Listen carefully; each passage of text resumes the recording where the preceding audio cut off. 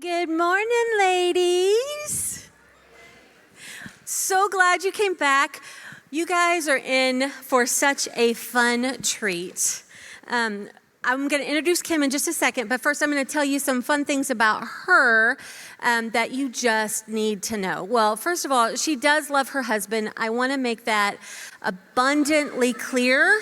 She loves her husband, but I do want to point out something she brought onto stage. I know you guys probably can't see this, but she has a coffee mug right here that has Hugh Jackman's face on it.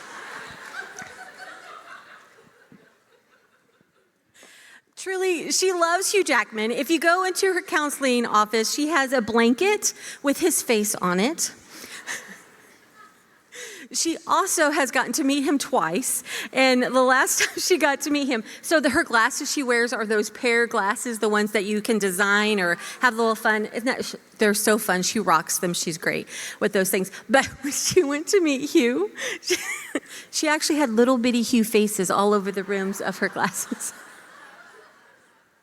She's amazing. So she loves Hugh. She loves her husband more. He is her screensaver on her phone. I checked before we came out. But she also loves shoes. So if you ever see her here at church, you need to check out her shoes because she always has great shoes. But she is also, truly, she is a dear friend of mine. She and I have had many conversations about many things. Beautiful things, hard things. She has been a dear friend of mine for the 5 years I've been here on staff. She officially is one of our counselors here on staff. She's an LPC. 2 years? How long have you been? 3 years. 3 years. She has been an official licensed professional for 3 years. She's amazing. And so today, what we're going to do is we are going to just have a conversation. And actually, sorry, I'm going to move my chair a little. I know this is not how it normally works. I just want to be able to see her a little better.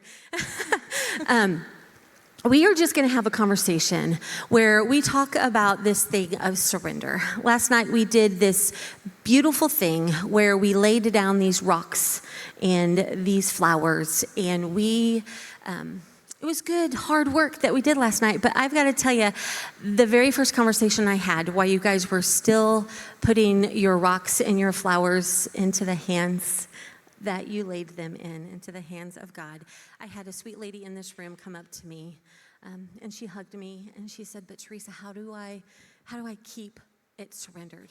How do I not pick it back up again?" I loved her honesty and her realness, and I loved that the Lord had already prepared this conversation this morning to talk about that very thing. And so that's what we're going to talk about, just some very practical ways from a counselor's perspective, from a personal perspective, and also from just spiritual formation practices that we can put in our life that will help us keep our hands empty, that'll help us stay in this surrendered life. And so that's what we're going to do for the next few minutes. And I have to scroll back up to the top. Okay. Okay, so last night, Kim, we did lay down these things, these hard things in our life that if we're not careful can make us bitter. Do we need to pull the chair or the table closer now? Sorry. I just want to be able to look at you. There we go. Thanks, y'all, for letting us do that. Okay, so we laid down these hard things last night that if we're not careful, they can make us bitter. But we also laid down these really beautiful things in our life that if we're not careful can become idols in our life, can take the place that is only meant for God alone. And so with that in mind, let's talk about that from your perspective as a counselor. What happens inside of us when we do this beautiful act of surrender, when we release it to God, when we acknowledge it, when we're honest? What happens inside of us when we do that kind of work? Yeah, it's such a great question. And I loved Beth's point last night that every ounce counts. I kept thinking about that as I was thinking about our conversation today.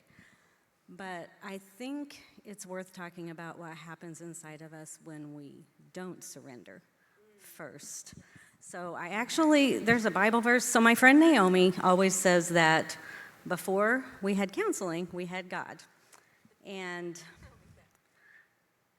David talks about this in Psalm 32, verses 3 and 4, when he is not surrendering his hard things to God. When I kept silent, my bones wasted away through my groaning all day long. For day and night your hand was heavy on me. My strength was sapped as in the heat of summer.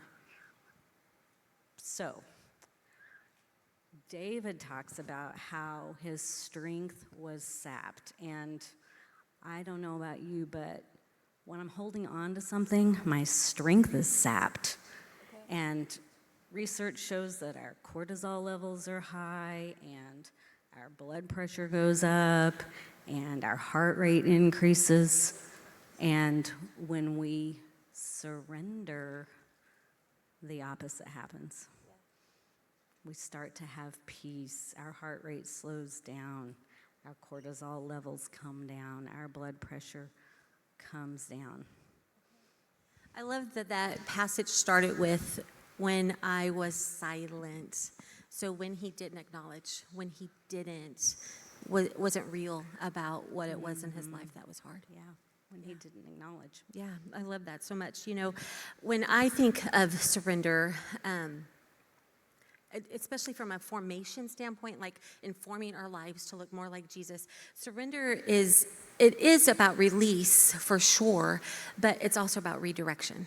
Like when we acknowledge that this thing is hard or this thing is becoming a replacement of who God should be in my life, like acknowledge it. We have to be honest about it. But we also have to do the work to redirect that space. We have to call the truth of who the Lord is in our life to redirect it to that place. Because without that, we're just going to keep picking it back up. Yes. Yeah. Mm-hmm. Yeah. We're just going to keep picking it back up. One thing about surrender, when we talk about surrender, and I had this conversation last night too. It's not a one and done. It can't be. What we did last night was beautiful, and it was real, and it was good, but it's not a one and done. We have to come back to this every day. It has to be a continual, daily acknowledgement of this place that this world is going to pull us back into. And so we daily have to do the work of surrender. Yeah. Is there anything from your counseling room that you could speak into that? So much. Good. Something that has stuck with me is years and years and years ago, I was in a Bible study with Darren King. Some of you know Darren King. And he talked about just having to start again and again and again and again. And I think that's true of us with our surrender. We put it down. We have these beautiful moments like last night where we put it down and our intentions are pure and holy, and in those moments we think we're laying it down, and we are. Yeah. But we go home and fear gets a hold of us, and we start questioning ourselves and wondering if there's more we should be doing, and not seeing God at work in what we just laid down, and we pick it back up to be our own. And we just have to keep doing it again and again and again and again. And again, like Beth said, every ounce counts. So if you just pick it up and then you put it back down and then you pick it right back up, and then you put it back down and then you pick it right back up, that's okay. Just start wherever you are. Just wherever you are. If where you are is, Lord, I know you want me to lay this down and I'm too scared to, okay, just start there. Tell him. Just do that. When I think of surrender, I also think of the word yielding, like to yield our will to that of the Lord's. And so surrender, like we're laying down those things that we want to control. And so we yield those things. And I say that because the other day, it was Thursday night, right, at rush hour, and I was at Stone's Corner in that roundabout. I've never been there at about 5 o'clock before, and there was no yielding that was happening at all at Stone's Corner. Like, they were stopped. Like we were 5 or 6 cars back and we were going nowhere. We were stopped. They were not yielding. And so it made me think of surrender, because surrender is, yeah, we laid it down, but it's when you yield, you're still moving. You're staying in your path, but you're trusting the process, right? The whole process of the way the roundabout is supposed to work is you stay in your line slowly, keeping eye or whatever on everything that's going around you, but you're still moving. Yielding is not stopping. It's still movement. We are still moving forward. And I think that is how we invite the Lord into this. Like, I laid this down, but how do you want me to move forward? I know for me, a very practical thing, like I shared with you my story in the labyrinth, and that didn't come from just a one experience. That came from me having some very real practical things in my life that I do to yield these things to the Lord. One of the things I practice is called a daily examine. And there are several different ways you can do this. If you were to Google that, you would have many ways that people could talk you through this. But the way I was taught to do this, and this is a practice that I do pretty daily. There are days I don't, and there are days I should especially do it on those days that I don't. But these are at the end of the day. These are practices I do at the end of every day. And I do write them out some days, because you and I have talked about this. There is something so tangible about writing out these types of things. But there are days that I don't write them out, just to be honest. But these are 2 questions I ask myself at the end of every day. And the first one is this: when and how did I experience God's love for me today? Sounds like a lovely devotional journaling question, right? When and how did I experience God's love for me today? But ladies, can I be real with you? When I am not intentional to ask myself this question, I can go the entire day, the entire week, days and days and days, without ever acknowledging, God, that was you. I felt loved by you because of this conversation, because of this gift, because of not having to yield or not having to stop at Stone's Corner. I felt your love in this detail of my day. So when and how did I experience God's love for me today? But it doesn't stop there. It's with that acknowledgement. It's of me recognizing the way that the Lord loves me every day in his way toward me. I then ask this question. And this question, ladies, I'm being so honest, this question has changed me. In the moment, there are times in my day that I even ask this question because I can feel myself not looking like Jesus in that moment. Do you ever feel that way? Yeah. So this is the next question. How did my awareness of God's love for me, knowing that he loves me, how did my awareness of God's love for me affect how I interacted with others, with my circumstance, and with myself today? Because those 3 categories, the way that I interact with others, maybe it's somebody that I just struggle with. We're different, we have different ideas or whatever. Maybe it's somebody who said something hurtful toward me. Or even deeper, I have a relationship with someone in my family that is a struggle, a very real struggle, and this question alone, for her alone in my life, has changed the way I interact with her, because I am learning to love her because of God's love for me, not because of the hurt we have between us. But same thing for my circumstance, like on those incredibly hard days when I'm broken, when sorrow is overtaking me, when frustration, when overwhelmedness, I have so many things to do, whatever my circumstance. How am I going through that because of God's love for me? But then also, because we're women, myself today. I can be my own worst critic. I can rip myself apart. And the Lord, because of asking him, taking this to him daily, I have even learned how to surrender even more fully my self-worth, who it is he made me to be, and embracing that. And so for me, that is a very practical thing that has helped me to continue to live this surrendered life. And when I see myself picking it back up, this is where I go to help me surrender it again. Do you have any practices that you do that help you stay surrendered? I do. Yay. So you talked about ending your day.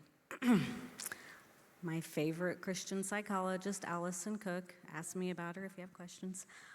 She talks about using MEPS, starting your day with a MEPS practice. So MEPS is MEPS, and it stands for mental, emotional, physical, and spiritual.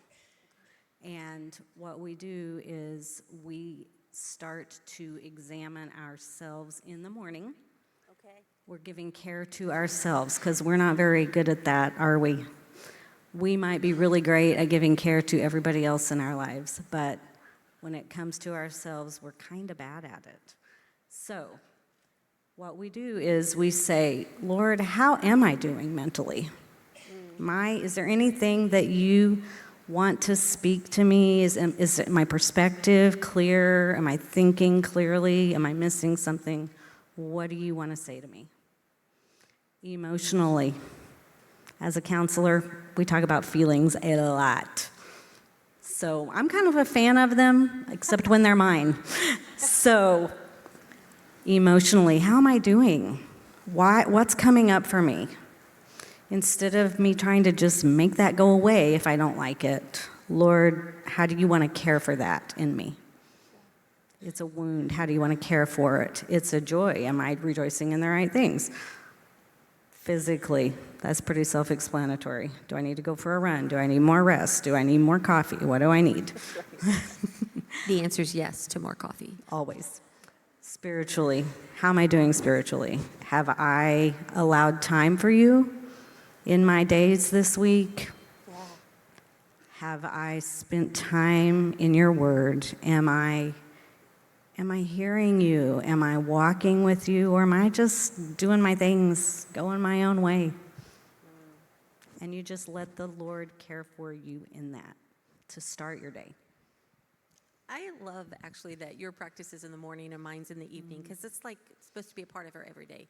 Beautiful example of this motion continually, daily surrendering. That's not a one-time act. I also really love those questions that you asked because there's no judgment in ourself in those moments. It is just curiosity, like being curious about, Lord, why am I feeling anxious in this moment? Like being curious about why right now am I remembering that really hard thing? Or like, why right now am I finding so much pride in this thing? Like being curious about those things. And so going through, what did you, MEPS? Going through MEPS again, like checking in with yourself with all those things. I love what you're saying about curiosity. So in my office, we talk about compassionate curiosity. Compassionate, okay. Compassionate curiosity, because again, when we, as Christians, when we have thoughts and feelings that we believe are bad, then we start to reprimand ourselves, self-deprecate, go about trying to just fix it in ourselves and change that. And the reality is, it's probably there for a reason. I'm not saying lay around and wallow in what you're feeling, but pay attention. Get curious about it and be compassionate with what's going on for you. And ask the Lord what He wants, what kind of care He wants to give that. Because He's gentle with us. I love that. Now, Kim, we didn't practice this one, sorry. But as I was praying this morning, about our time together, I really started to think about this part of the surrender that, the heart is easy to identify, but it's the idol part of what we have to surrender, those things in our life that take the place of what was meant for only God. And I really loved where the Lord took my thinking, because I think it came straight from Him. For me, an idol becomes because that is a part of my story. Like I was holding on to things way too tightly that were beautiful in my life. But for me, an idol, the way I would define it, is the thought of losing it may break me, but it's not gonna destroy me. Like if I lost this job, this position, this dream that finally came to fruition, if I lost it, I would be broken, I would be sad, but it wouldn't destroy me. Same thing with a relationship, a spouse, a child, a friendship. Like a part of my heart is several years ago, I lost one of my dearest friends in a really hard time in my life. And that was so incredibly hard because for the longest time, that was something that was beautiful and good and right in my life.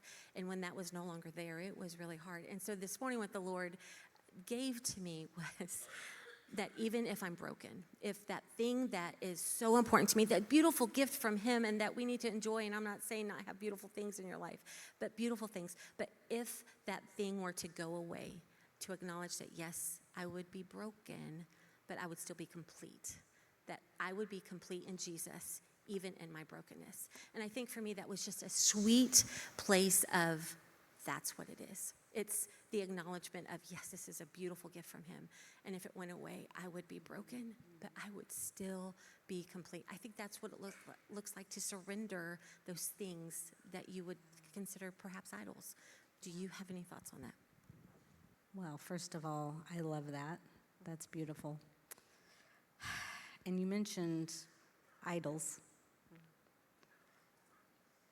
There are things in our life that are at risk of being idols, and we don't know because they seem good and right. It seems like we should be thinking about our children all the time and thinking about how we train them up in the way they should go and make sure they make right choices and love Jesus. And it seems like we should be thinking about our job or our ministry or our spouse or whatever role God has us in life. And there is certainly a place for paying attention and doing what God calls us to do. But again, many years ago, I had a dear friend. When we were in a hard season, a dear friend said, "This is becoming your idol." And I didn't like it, and I argued with her and God about it. But she was right. It was something that seemed justified to me to be consumed with. But the reality is it was getting in between me and Jesus. It was in my line of vision. I wasn't looking at Him. I think that's a really great example of not being alone, like acknowledging you're not alone, of having somebody in your life that could honestly speak to you and say, friend, that's becoming an idol. We all need people like that in our life. Amen. Yeah, for sure, for sure. And so we've had this terminology of our hands empty, of open to what it is that the Lord has in store for us. And it all sounds beautiful on a Saturday morning after we have done this beautiful surrender moment. But let's talk real practically. I mean, we've talked about my exam and your MEPS and how those are really practical things in our life. But on a Tuesday morning, what does this look like for us on a Tuesday morning? Yeah. When life happens and it starts to get in our line of vision.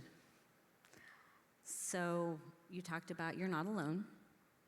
So I'd reiterate that. We have this beautiful community here. And, you know, the Bible talks about confession. It talks about speaking what's going on, confessing our sin, but also rejoicing with those who rejoice and weeping with those who weep. And people can't do that with us if we don't tell them what's going on. The other thing about this that's a practical practice, when all the things come back in on Tuesday morning, research shows some interesting things happen in our brain when we speak something or when we write something down. Okay. And those connections only happen in our brain when we speak something or write something down. Okay. They don't happen when we just think about it. Okay. So these breath prayers that we've been doing, these things that come up for us constantly that we're learning to just breathe a prayer to the Lord. On Tuesday morning, when they're coming all back,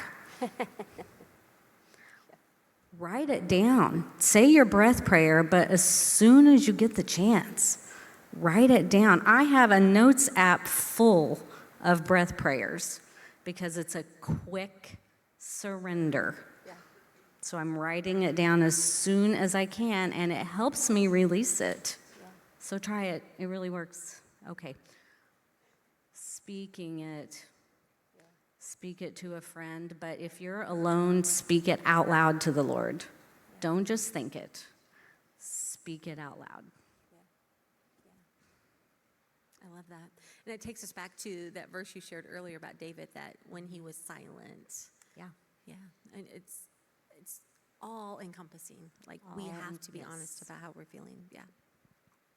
You know, I think another thing that has been really impactful for me personally, so this is going to be a personal question, is just taking time of Sabbath, of stepping away and being intentional to rest. Now, there are times when I can get away for a day all by myself with me and the Lord, and so impactful in my life. We can't always do that. Very seldom can we do that. But even within our days, we can intentionally take moments, even with the kids crying in the other room. I love so much my mom's connection table. I love my mom's connection girls. We were talking this week. One of them sent a text message out about, where have you seen God's goodness in today? And she said, I'm seeing it today. I'm going to try not to cry because it was so beautiful. I'm seeing it today as I'm stirring my soup in my kitchen, and I can hear my kids in the other room playing. Like, this is a moment of Sabbath for me, of where I am just resting in the goodness of God, of where I am at in life. And while she was stirring her soup. And so it's just being intentional I'm calling them the Sabbath moment, but being intentional in those moments to truly identify this is the green grass that the Lord leads us to, like acknowledging him in those moments. And so I know in my life, having to have that place of rest with him, of silence with him, of inviting him in, prayer, Bible reading, all of those things are super important. But even inviting him just into my thoughts, being intentional, his presence into those everyday things are so important for me. Do you have anything that you find personally that help you stay in his presence? Yeah, so be still and know that I am God. Yeah. He doesn't say that for no reason. Some translations say cease striving and know that I am God. And that hits me differently than being still, because my body can be still, but my mind can be striving. Yeah. And just like Beth talked about Elijah last night, the Lord was in the gentle whisper. That's when Elijah heard the Lord's voice. Yeah. We do not live in a world where we cease striving. We do not live in a world where we are still. Yeah. And I think along with the command to Sabbath, to intentionally be still. And, you know, God designed all of this, our bodies, our minds, our emotions, everything to work together. And I always tell people, if you can't get your mind to settle your body first. Okay. So don't go top down, go bottom up. Start with your toes, settle your body, and then see if God will meet you there. And he will. So what does that look like, to settle your body when your mind is out of control, when you're thinking of all these things? Yeah. What does that look like? Well, in counseling, we call these grounding exercises. Okay. So a grounding exercise is just what it sounds like. It's anything that grounds you. It brings your body back to the present moment, because when we have anxiety, and the Bible talks about, like, my anxiety was great within me. When we have anxiety or our thoughts are running away with us, to ground our body can settle our mind, because God designed it to all work together. So it can look like 4-count breathing or box breathing. Inhale 4, hold 4, exhale 4, hold 4. Okay. It can look like noticing what you see, hear, taste, smell. It can look like feeling how your clothes feel on your body. It can look like grabbing a hold of something.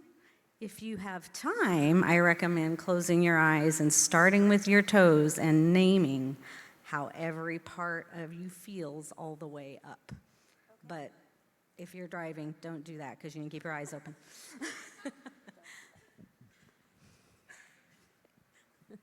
Especially in Stone's Corner. No, I'm just kidding. Especially at Stone's Corner. Yeah. Just kidding.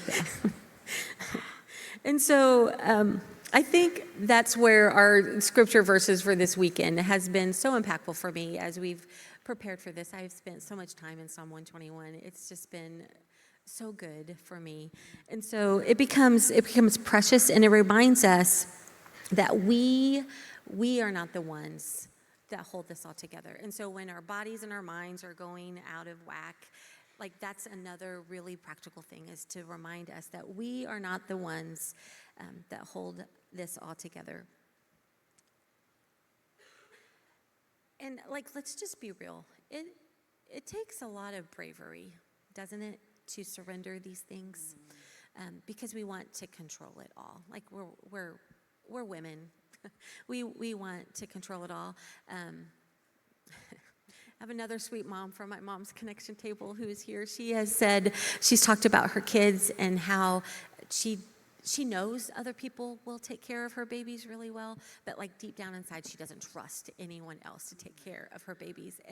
But she was speaking that in such an honest place of like, she knows she needs to lay that down, and she knows she needs to trust other people because she can trust the Lord with those things. But it takes real bravery to be able to do that honestly, to be able to lay those things down, to say things like, I'm not okay because I'm feeling all alone. Like that takes really bravery to do that. And so for me, it is, again, just that daily work that we come together to ask Jesus into our dailiness to form us to look more like him, to be brave enough with others, but it starts with being brave enough with ourselves to invite him in. And so Psalm 121 says, he who keeps Israel will neither sleep nor slumber. And so if you guys looked in your little bags you have one of the stickers, the cute one with the little panda. It's a little phrase that I put on there. It says, the Lord never sleeps, so you can. And it's just a reminder of when our minds are out of control. Ground your body, absolutely. And you can ground that by speaking that truth to yourself. It's that God never sleeps. He always has us. And so we can release those thoughts in our mind with that truth. Like, come back to that truth that he never sleeps. He can control these things, so we don't have to. Yeah, that is so powerful. Such a truth. Yes. Were you going to say something? Yeah. Is that okay? Yeah, absolutely. I was just thinking about the surrender, and you were talking about the courage that it takes to surrender. And in the weeks that we've been talking about this, the Lord showed me something randomly, and it made me chuckle. I was frustrated with something. I was feeling out of control about something, and I found myself doing this. Yeah. And then I went, and the Lord showed me, he said, your hands are open. Just leave them there and lift them up to me. Yeah. And so I found myself asking God to give me the courage and the strength to keep them open and lift it up to him.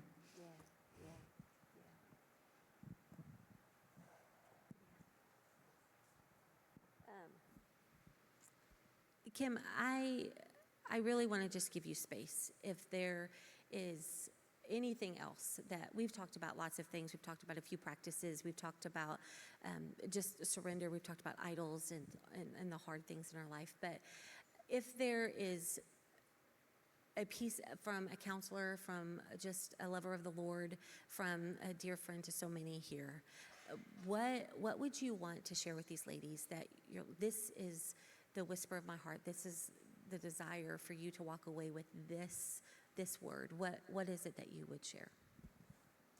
This is hard for me because I feel like there's so much that I want to share, but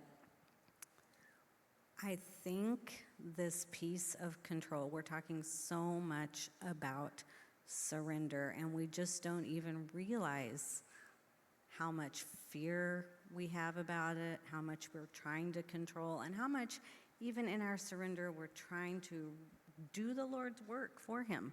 And it's things that make sense to us, but really he's asking us to wait on him, to be silent, to be patient, to not take action, even if it might seem right.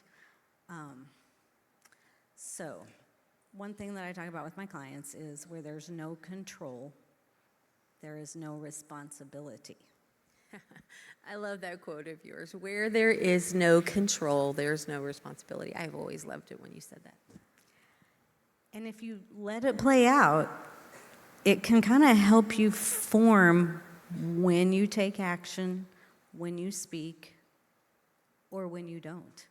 Because you can ask yourself and the Lord, is this thing that I'm so afraid to lay down, that keeps getting in my face? Sometimes I lay it down and it jumps up in front of me.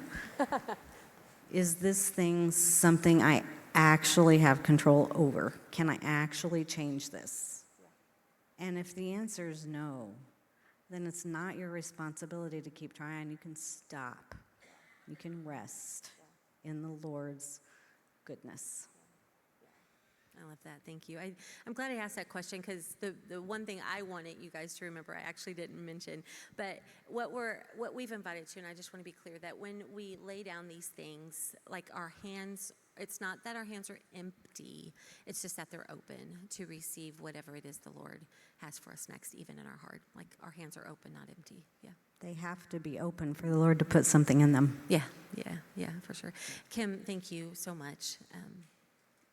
You wanted to pray over the ladies before we leave. So Kim is going to pray over us right now. Lord, you are so good to us.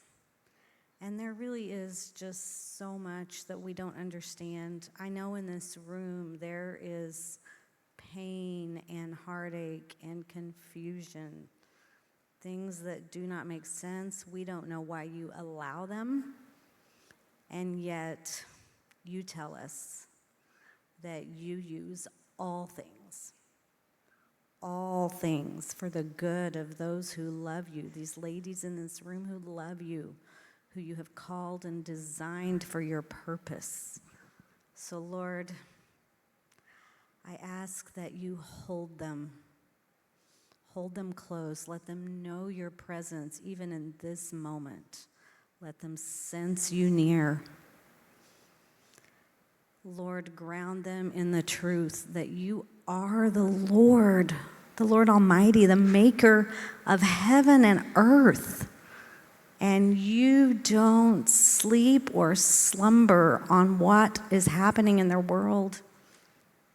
They can because you are not.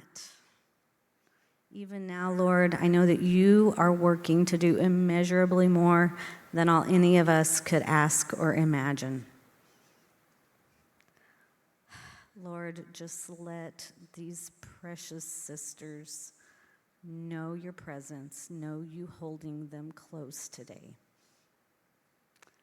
Thank you for being that God. In Jesus' name, amen. Let's thank Kim for her wisdom. Yeah.